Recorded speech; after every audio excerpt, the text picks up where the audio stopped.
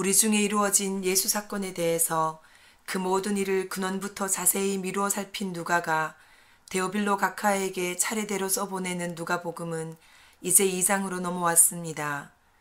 한 주 동안 묵상한 긴 1장은 세례 요한의 신비로운 출생 기사를 다루고 있었습니다. 그리고 누가는 이제 드디어 2장에 와서 예수 그리스도의 탄생 기사를 기록하고 있습니다. 마치 긴 서곡을 통해 주인공의 등장을 기대하게 만드는 효과가 느껴집니다.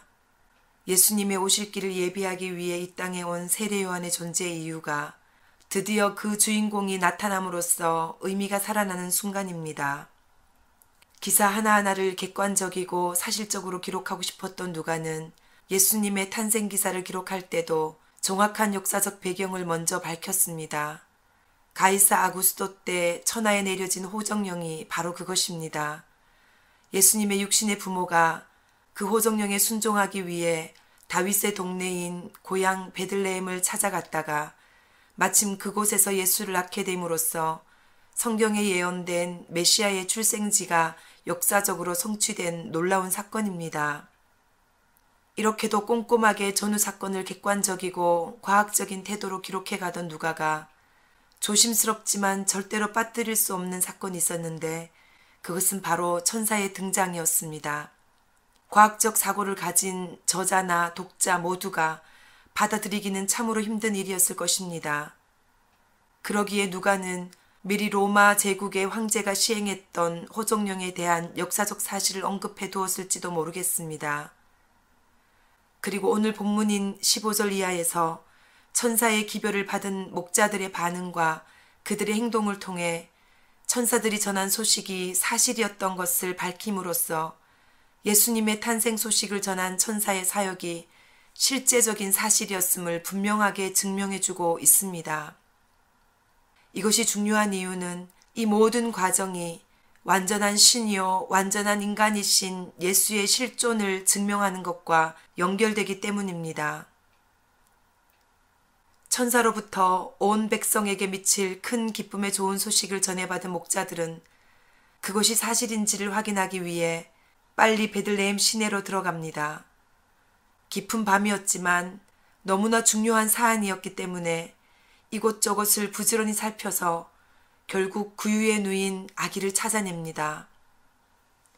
너희가 가서 강보에 쌓여 구유에 누여 있는 아기를 보리니 이것이 너희에게 표적이니라 고 말했던 천사들의 말 그대로 강보에 쌓여 구유에 누인 아기를 발견한 것입니다. 기적과 같은 일이 현실로 눈앞에 펼쳐진 것입니다. 꿈인 줄만 알았던 천사의 기별이 사실로 확인된 것입니다. 표적, 표징, 증거, 사인이 드러난 것입니다. 무엇을 위한 표적을 말하는 것입니까? 오늘 다윗의 동네에 너희를 위하여 구주가 나셨으니 곧 그리스도 주시니라. 그렇습니다.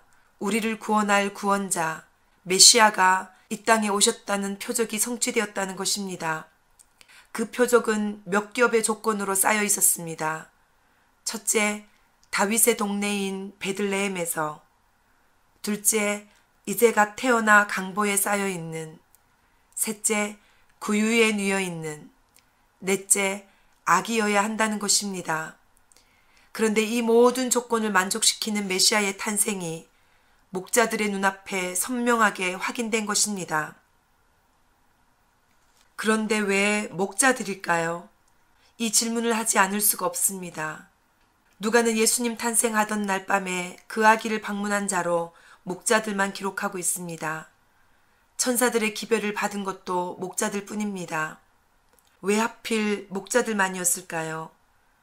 천사들이 직접 요셉과 마리아에게 나타나도 되는 것이고 그 당시 종교 리더들에게 나타나서 직접적으로 메시아가 왔음을 알려주셨어도 좋았을 텐데 왜 목자들에게 그 표적을 보여주셨을까요?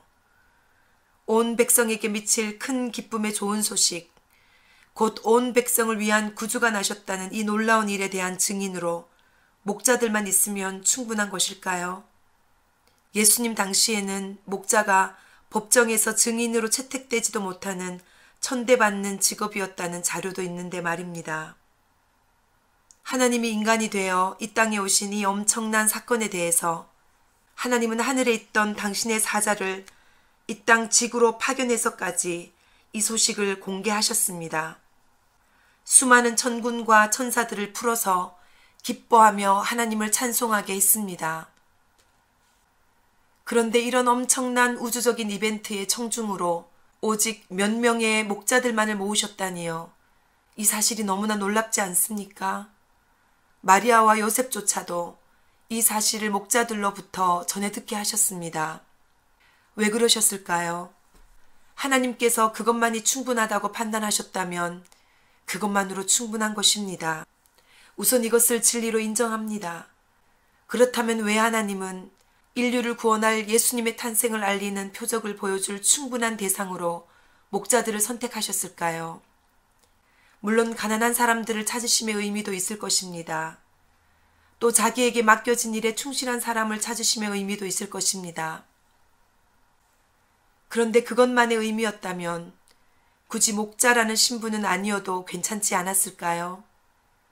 그럼 목자는 단순히 그런 가난하고 소외되었지만 성실한 사람들의 대표격이었을까요?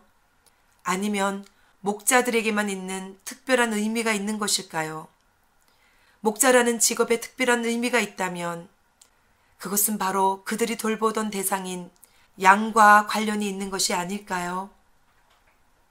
이런 질문을 하고 있는 제 마음속에서 떠오르는 성경 구절이 있습니다.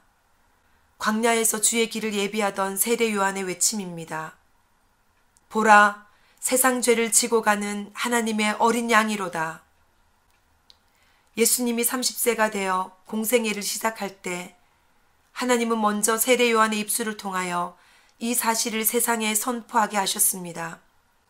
자신보다 6개월 뒤에 태어난 친척 동생인 예수가 온 세상 사람들의 죄를 한 몸에 지고 흠없는 어린 양처럼 제물로 바쳐질 것이라는 사실을 세례 요한은 어떻게 알았을까요? 저는 그 외침이 그의 이성적인 지식에서 나온 것이 아니라 성령의 감동을 통하여 하나님께서 친히 토해내게 하셨다고 생각합니다. 선포하는 자가 이해를 하든 그렇지 않든, 듣는 자가 이해를 하든 그렇지 못하든 상관없습니다. 공생애를 시작하시는 예수님의 사역의 성격이요 사역의 목표는 처음부터 세상 죄를 지고 가는 하나님의 어린 양이었던 것입니다. 하나님께는 그 진리가 이 땅 가운데 선포되는 것이 중요했던 것입니다. 오늘 왜 목자들이었을까라는 질문에 대한 대답도 동일한 원리일 것입니다. 인간들의 이해 여부와 상관없이 하나님께서 이 땅에 분명히 선포해야만 하셨던 구속의 메시지가 있는 것입니다. 예수님 당시 예루살렘 성전에서 제물로 사용될 양들을 기르는 목장이 예루살렘에서 가까운 베들레헴에 있었다고 합니다. 그 목장에서 양들을 돌보는 목자들은 단순히 양을 맡아 키우는 정도의 역할만이 아니라 그 양들이 성전에서 제물로 사용되기에 흠이 없는지를 살피고 보존하는 역할도 했다고 합니다. 그래서 제사 드리는 날이 되었을 때 예루살렘 성전에서 필요한 수만큼의 흠없는 어린 양을 골라 드려야 하는 중요한 역할을 그 목자들이 했던 것입니다. 그 목자들이 천사로부터 구주가 나셨다는 소식을 듣고 달려가서 아기를 발견했을 때 그들의 마음에 저 아기가 바로 세상 죄를 지고 갈 하나님의 어린 양이구나 라고 깨달았을지의 여부는 하나님만이 아실 것입니다. 아마도 그들은 그 당시에는 그 사실을 몰랐지만 예수님이 십자가에 돌아가신 후에 자신들이 아기 예수가 탄생했던 그날 밤에 만났던 예수가 하나님의 어린 양이었음을 깨달았을 수도 있을 것입니다. 그러나 목자가 깨닫든 그렇지 못하든 목자의 말을 전해들은 마리아와 요셉이 그 사실을 다 깨달아 알든 알지 못하든 상관없이 하나님의 측면에서는 예수님이 탄생하신 바로 그날 밤에 정확하게 해놓기를 원하셨던 진리가 있는 것입니다.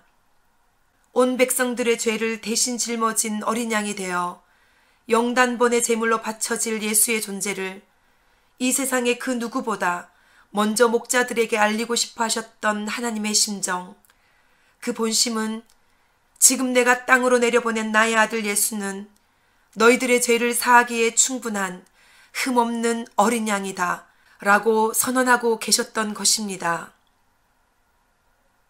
이어지는 21절에서 24절까지의 말씀도 동일한 맥락에서 이해됩니다. 인간으로 오신 예수가 인간을 구원하기 위한 구세주로서의 완벽한 자격을 갖추고 있는 흠없는 어린 양임을 누가는 한치의 흐트러짐이 없는 자세로 자세히 기록해 가고 있습니다. 그리고 그 흠없음은 하나님께서 인간에게 지키라고 명령하신 구약의 율법들을 어떻게 준행하셨는지와 연관된다는 점이 흥미롭습니다. 누가는 아기 예수에게 일어난 일들 하나하나가 율법에 기록된 대로 행해졌음을 정확하고도 꼼꼼하게 기록하고 있습니다. 인간 예수는 창세기 17장의 예를 따라 할례를 받으시고 레위기 12장의 모세의 법대로 정결 예식을 행하시고 민수기 18장의 율법에 기록된 대로 헌신예로 하나님께 드려졌습니다. 펜으로 밑줄을 그으며 동그라미를 쳐봤습니다. 21절 할례할 8일이 되매 22절 모세의 법대로 정결 예식의 날이 참에 23절 주의 율법에 쓴 바 하리라 한 대로 24절 주의 율법에 말씀하신 대로입니다. 되매 대로 참으로 놀라운 기록입니다. 어쩌면 예수님의 공생애는 30살이 되어서야 시작된 것이 아닌 것 같습니다. 한 여인의 자궁에 잉태되던 그 순간부터 예수님은 공생애를 수행하신 것 같습니다. 창조주 하나님이 당신의 손으로 만드신 피조물인 여성의 자궁 안에 작은 세포 하나로 착상되시고 그 좁은 공간 안에서 모든 인간의 태아와 동일한 기간을 거쳐 자라나시고 또 좁고 부정한 여성의 산도를 빠져나와 인간의 모습으로 이 땅에 나타나신 그 탄생의 모든 과정이 이미 공생애이지 않습니까? 그리고 태어나신 후 인간을 위해 제정해 놓으신 율법의 과정을 모두 준수하심으로써 흠없는 어린 양의 조건을 완벽히 갖추고 계시는 이 과정 또한 공생애를 수행하는 중이라고 느껴집니다.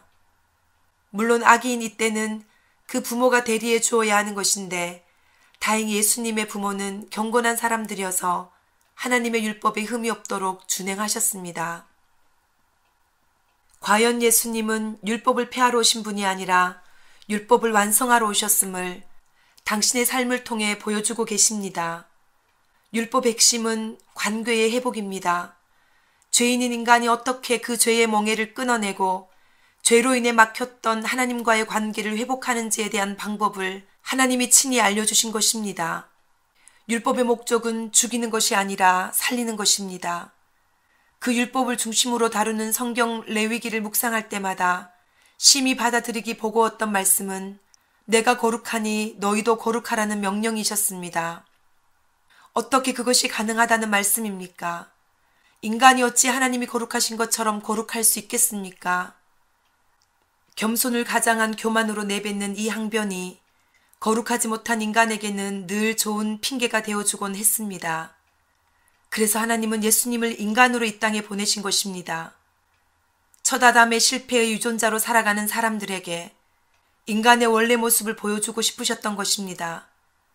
흠없는 완전한 인간으로 이 땅에 오신 예수님께서 어떻게 한 인간이 하나님의 거룩하심처럼 거룩하게 살 수 있는지에 대한 샘플을 친히 보여주고 계시는 것이 오늘의 본문이고 또 앞으로 펼쳐질 누가복음의 스토리일 것입니다. 그렇다면 오늘 깨닫게 해주신 이 말씀을 받은 내가 어떻게 살기를 주님은 원하실까요? 먼저 흠없는 어린 양이 나를 위해 오셨음에 감격하며 감사의 마음을 하나님께 올려드리기 원합니다. 아기 예수의 탄생이 천군 천사를 동원한 하늘과 땅의 잔치여야 하는 이유는 이제 그 어린 양으로 인하여 온 백성들이 구원받을 길이 열렸기 때문입니다. 하나님의 관심은 사람입니다. 천지를 창조하실 때도 5일째까지의 모든 배경이 하나님 보시기에 좋았던 이유는 6일째 창조하실 인간이 그 속에서 뛰어놀 것을 미리 기뻐하셨기 때문입니다. 심지어 아들 예수를 죽이기 위해 이 땅에 흠없는 어린 양으로 내려보내신 하나님이 기뻐하셨던 유일한 이유가 있다면 아들의 죽으심으로 인해 살려낼 나 때문이었음을 깨달으며 감사하지 않을 수가 없습니다. 제가 정말 이 은혜를 안다면 이제 섬기라고 맡겨주신 이 땅의 영혼들에게 이 소중한 하나님의 사랑을 알려줘야 할 사명을 온전히 감당하기 원합니다. 나를 바꾼 것이 하나님의 진리의 말씀이었기에 영혼들에게 내가 줄 수 있는 최고의 선물은 하나님의 말씀입니다. 기록된 말씀 안에서 살아 말씀하시는 하나님을 만나게 하는 것입니다. 평면 같은 성경책 속에서 지금도 뛰고 있는 하나님의 심장 박동 소리를 듣게 하는 것입니다. 하나님이 인간으로 이 땅에 오신 것은 당신을 위한 것입니다. 하나님은 이 땅에 당신 한 사람만 있었어도 당신을 위해 예수님을 보내셨을 것입니다. 당신을 살리기 위해 아들 예수를 죽이셨을 것입니다. 그래서 예수님은 하나님의 어린 양으로 오셨습니다. 흠없는 어린 양으로 십자가에 달리기까지 율법의 요구를 완성하시는 거룩한 삶을 사신 것도 바로 당신 때문입니다. 당신의 죄를 영원히 속하고 당신과의 영원한 사랑의 관계를 회복하기 위해서 영원하신 하나님이 유한한 이 땅에 인간의 모습으로 죽기 위해 오신 것입니다. 이 상상을 초월한 하나님의 사랑을 받아들이시고 완전한 인간 예수님이 보여주신 샘플을 따라 구원받은 자의 거룩한 삶에 동참하시기를 축복합니다. 제게 붙여주시는 영혼들에게 이 진리의 말씀을 증거하는 오늘 또 이번 주 되기를 소망합니다.